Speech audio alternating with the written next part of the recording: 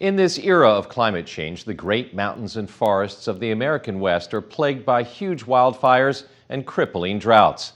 But that should never overshadow the sublime beauty and grandeur that has lured people since well before the founding of our nation.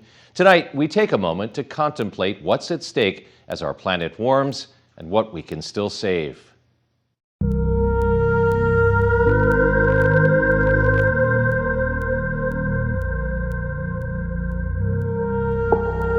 There is a reason the Rocky Mountains are so often described as majestic, their jagged peaks forming cathedrals in the sky, deferring only to the sun and stars above.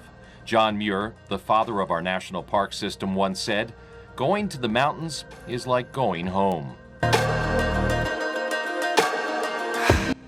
The Rocky Mountains stretch for more than 3,000 miles through 6 states. Their spine so tough it divides a continent, sending rivers flowing to oceans in 2 directions. Unprecedented wildfires fueled by climate change are ravaging the Rockies. Scientists say the forests here are burning more than at any point in the past 2,000 years. 3 of the largest recorded wildfires in Colorado history all took place in 2020, charring hundreds of thousands of acres.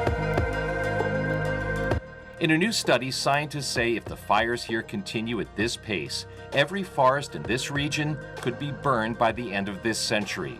Of course, the Rockies were formed by adversity, raised by the shifting earth and carved by glaciers. They have stood for tens of millions of years. John Muir, who liked to think of the mountains as home, also said, "The mountains are calling, and I must go." If he were alive today, he might be surprised by what he finds when he gets here.